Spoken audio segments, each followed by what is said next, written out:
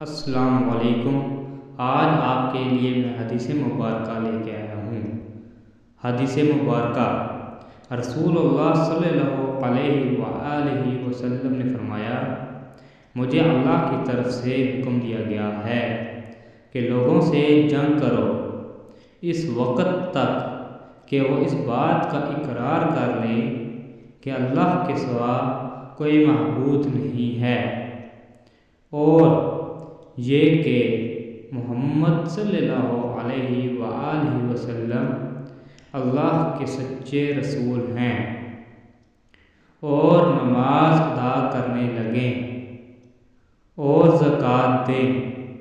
جس وقت وہ یہ کرنے لگیں گے تو مجھ سے اپنے جان و مال کو محفوظ کر لیں گے سوائے اسلام کے حق کے۔ رہا ان کے دل کا حال تو ان کا حساب اللہ کے ذمے ہے۔ صحیح بخاری حدیث نمبر 25۔